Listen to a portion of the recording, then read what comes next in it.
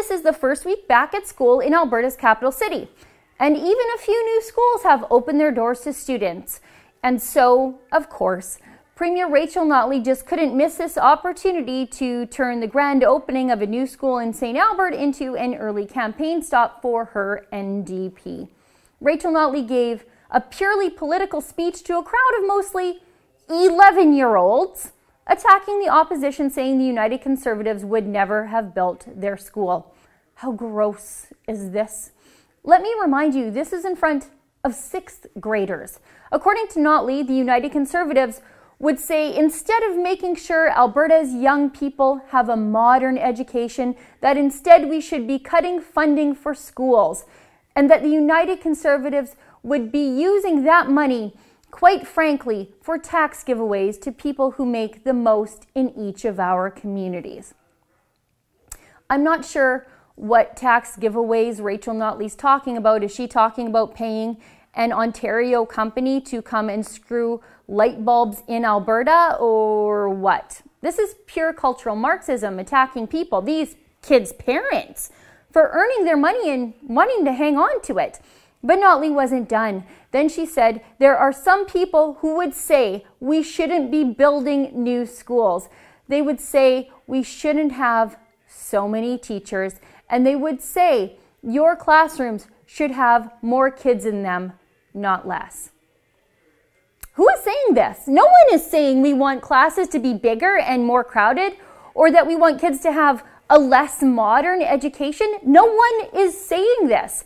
But I do think that a lot of people would say we are not seeing any better educational outcomes no matter how much money we throw at the education system, because most of that money is now going to salaries instead of getting results.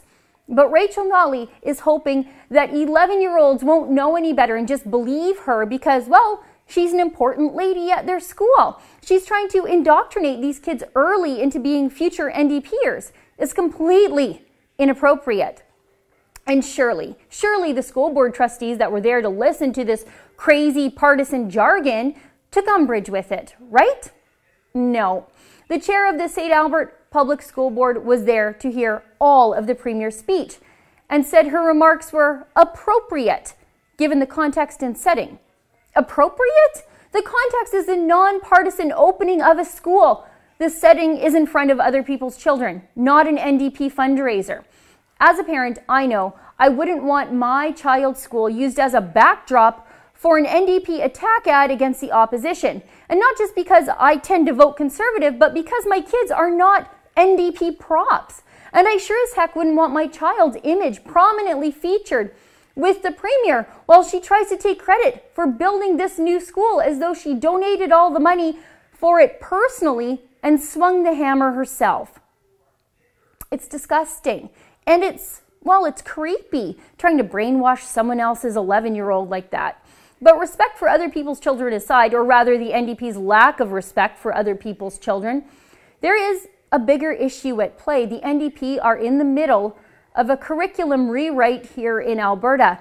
The entire rewrite is, well, it's secretive. We don't really know who's doing it, but we do have some inkling of where the curriculum is going based on some of the information available. The whole thing is heavily weighted towards social justice issues and white guilt, while almost completely erasing Canada's proud military history.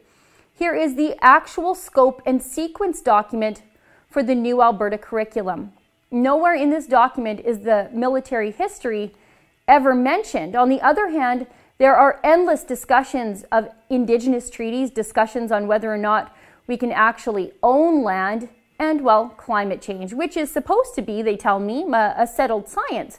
So it shouldn't be part of the humanities. The whole document is rife with buzzwords like equality, reconciliation, social justice, and fairness. And one of the grade 8 social studies guiding questions asked, to what extent should differing worldviews be recognized and respected? And a grade 5 guiding question asked, why are the names of places important? If that's not laying the groundwork for the creation of a crybaby university student in need of a safe space, I don't really know what is. The plan for the new curriculum is everything you could imagine the NDP would try to put into your child's mind if only they could. But the NDP, they want us to trust them that the rewrite, once completed, will be balanced and productive and, well, apolitical. I sure don't. I mean, the NDP just proved they can't even cut a ribbon without going on the attack. For the Rebel.media, I'm Sheila Gunn-Reid. The mainstream media wants us to shut up, but internet censors, they're going a step further. They want to shut us down. But if you believe in free speech, go to standwiththerebel.com.